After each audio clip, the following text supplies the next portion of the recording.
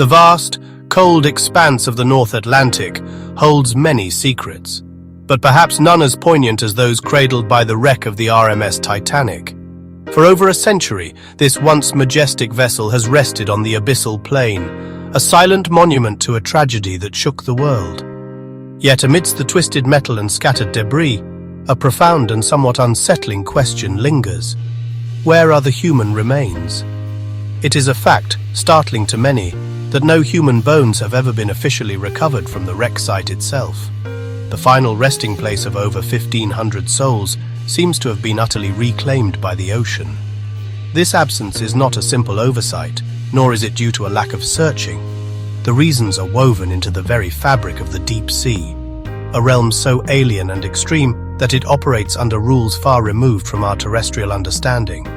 Several compelling scientific factors, from the relentless passage of time to the unique chemistry of the abyssal waters and the tireless work of its unseen inhabitants, contribute to this complete dissolution.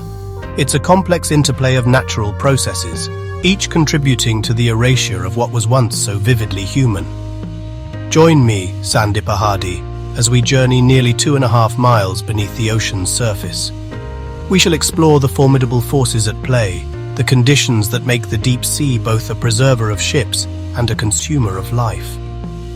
We will delve into the science that explains why, despite the Titanic being a tomb for so many, it is a tomb that holds no skeletons, only the echoes of lives abruptly ended, whispered in the currents that sweep across its decaying grandeur. 112 years. It is a span of time that on a human scale encompasses generations, yet in the deep ocean it is but a moment in an ageless continuum. Down here at depths exceeding 12,000 feet, the water is perpetually cold, hovering just above freezing. This extreme cold, one might imagine, would act as a perfect preservative, an icy tomb. And indeed, it does slow down the processes of decay, but it does not halt them entirely. The immense pressure, over 380 times that at the surface, also plays its part, altering chemical reactions and the very structure of organic materials. It is a world where the familiar rules of decomposition are stretched and reshaped. Over such a prolonged period, even the most resilient organic matter begins to yield. Soft tissues, of course, would have been the first to succumb, a process initiated within hours of the sinking. But what of the bones, the very framework of the human form? In shallower, warmer waters, skeletons can endure for considerable lengths of time. However, the deep sea is a different realm altogether. Here, the combination of cold and pressure, while slowing bacterial action initially, cannot indefinitely protect against the relentless chemical and biological forces that seek to reclaim all organic material. The very minerals that give bones their strength are, in this environment, vulnerable. The gradual, inexorable breakdown is a certainty. What remains after more than a century is not a testament to preservation, but to the overwhelming power of the deep ocean to recycle and transform. The cold may have offered a temporary reprieve, a slowing of the inevitable, but the deep is patient. It works on a timescale that dwarfs our own, and in its cold, dark embrace, even the most enduring structures of life eventually return to their elemental components, leaving behind no discernible trace of the individuals they once were. The narrative of decomposition here is one of slow, persistent erasure. The deep ocean floor where Titanic rests is not merely cold and subject to crushing pressures. It is also a unique chemical environment, one that is profoundly inhospitable to the long-term preservation of bone. Seawater itself, particularly at these depths, possesses characteristics that actively work against calcium carbonate, the primary mineral component of bones and teeth. The abyssal waters are typically undersaturated with respect to calcium carbonate, meaning they have the capacity to dissolve it. This is a slow, insidious process, but over decades, it becomes a significant factor in the disappearance of skeletal remains. Furthermore, the specific conditions around the wreck site can exacerbate this dissolution. The sediment on the abyssal plain can be slightly acidic, a result of various biological and geological processes occurring in the deep. This acidity, however mild, further accelerates the breakdown of calcium carbonate. Think of it as a very slow, very gentle acid bath, working away at the structural integrity of any bones that might have settled there. The pressure, too, influences these chemical interactions, pushing the equilibrium towards dissolution. It's a multifaceted chemical assault, persistent and unyielding. Consider also the concept of the carbonate compensation depth, or CCD. This is the depth in the ocean below which the rate of calcium carbonate dissolution is greater than its rate of supply, meaning that unprotected calcium carbonate structures, like shells or bones, will eventually dissolve. While the Titanic rests slightly above the average CCD for the North Atlantic, local conditions and the sheer length of time involved mean that the principles still apply.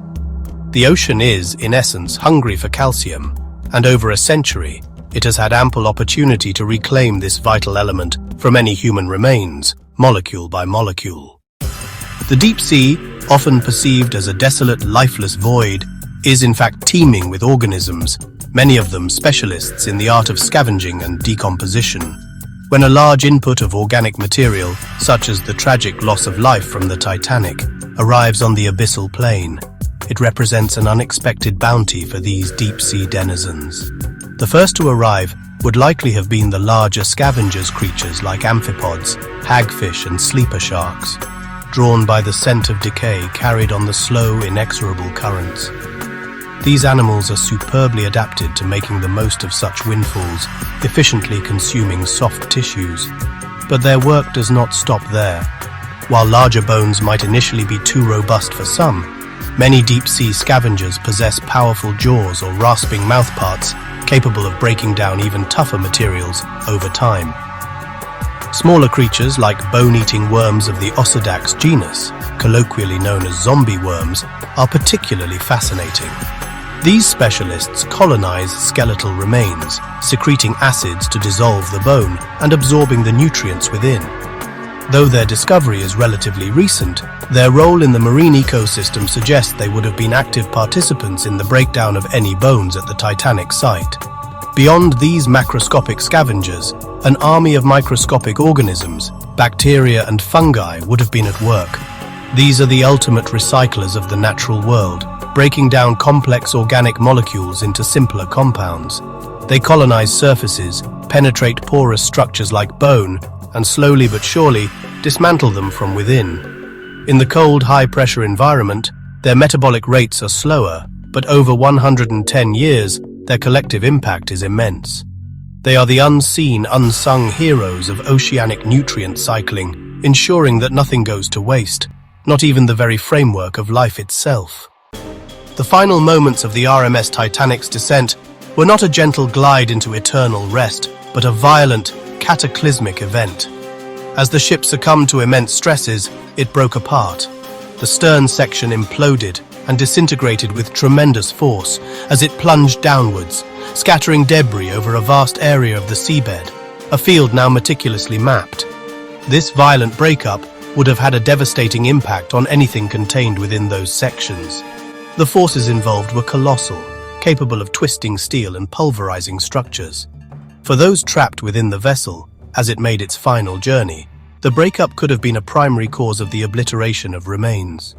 Bodies could have been subjected to unimaginable pressures and shearing forces, potentially crushed or dismembered by the collapsing superstructure and shifting contents. The energy released is difficult to comprehend, but would have been more than sufficient to render human bodies unrecognizable, scattering them amidst the rain of metal, coal, and personal belongings that settled across the debris field. The scattering meant remains were not concentrated, but dispersed over several square miles. This made them more accessible to the deep-sea environment, the currents, the scavengers, the chemical processes of dissolution. Instead of concentrated organic material that might have created better preservation conditions, the remains were spread thinly, exposed on all sides to the relentless consuming power of the deep.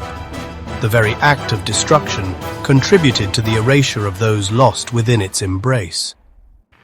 It is a crucial, though often overlooked detail in the narrative of Titanic's lost souls that a significant effort was made to recover bodies from the ocean surface in the days and weeks following the disaster.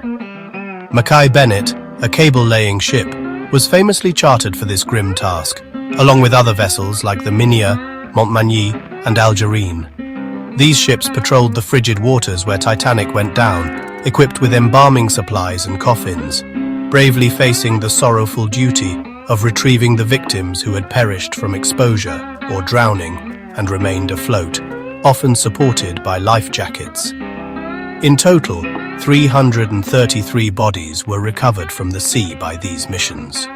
Of these, 119 were buried at sea due to their advanced state of decomposition or lack of identification, while the remainder were brought back to Halifax, Nova Scotia, for burial or to be claimed by relatives. This means that a substantial number of those who died did not in fact descend with the wreck to the abyssal plain. Their final resting places were either the surface waters, from which they were retrieved, or marked graves on land. This significantly reduces the number of individuals who might have been entombed within the ship itself as it sank. Therefore, when we speak of the absence of bones within the wreck, we must remember that many were never there to begin with, in a skeletal sense. Those lost immediately at the surface, who were not recovered, would have been subject to the attentions of surface and mid-water scavengers long before reaching the deep seabed. Their journey, if they sank at all, would have been one of gradual consumption and dispersal through the water column. The focus on the wreck site itself pertains only to those who were potentially trapped inside or went down directly with the vessel's sections, a subset of the total lives lost. While skeletal remains are absent, expeditions to the Titanic wreck site have encountered profoundly moving and deeply human traces on the seabed. Perhaps the most poignant of these are pairs of shoes, often found lying side by side, or items of clothing, arranged in a manner that strongly suggests where a body once rested. These are not random scatterings. Their placement speaks of a human form that has long since vanished, a silent testament to a life extinguished in the icy depths. These arrangements have been referred to as body-shaped artifacts or grave-like areas. The preservation of these items, particularly leather shoes and certain robust fabrics, while the organic body they once adorned has completely disappeared, is a curious phenomenon. Leather, especially when tanned, can be remarkably resistant to decomposition in certain deep-sea conditions, more so than bone. The chemicals used in tanning can inhibit microbial activity, and the material itself is dense. Similarly, some textiles, depending on their composition, might endure longer than the flesh and bone they covered. These artifacts, therefore, become unintentional memorials, outlining the final posture of a victim. These discoveries are a stark reminder of the human tragedy. They offer a tangible, albeit indirect, connection to the individuals who perished. While the bones have dissolved, consumed by the deep, these personal effects remain, imbued with an almost unbearable pathos. They are the closest we can come to seeing the imprint of those lost souls on the abyssal plain. Each pair of shoes, each cluster of buttons from a coat, tells a silent story of a life cut short, preserved not in bone, but in the mundane objects that once clothed a living, breathing person, now resting in the profound stillness of the deep. And so, the great ship rests, a broken colossus in a world of perpetual twilight. More than a century has passed since the Titanic met its tragic end, and in that time, the deep ocean has worked its slow, inexorable magic. The crushing pressures, the frigid temperatures, and the unique chemical soup of the abyssal waters have conspired with legions of unseen scavengers and microorganisms. Together, they have meticulously erased almost every physical trace of the 1,500 souls who went down with or around her. There are no skeletons entwined with the wreckage, no ghostly forms in the ship's decaying grandeur. What remains are the haunting echoes, the subtle imprints of lives lost. Pairs of leather shoes, side by side on the muddy seabed, as if their owner simply stepped away. The faint outline of what might have been a coat, its fabric remarkably preserved while the body it covered has long since returned to the ocean's cycle.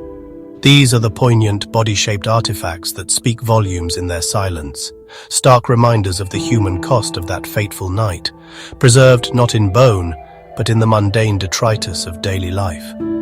The Titanic's story is one of human ambition and devastating loss, but it is also a profound lesson in the power of the natural world. The deep sea, a realm so alien to our own, ultimately reclaims all. While the ship itself will continue its slow decay for centuries more, the human element, in its most tangible form, has been gently yet completely reabsorbed into the vast, indifferent embrace of the Atlantic. The mystery of the missing bones is solved not by conspiracy, but by the patient, relentless processes of the deep.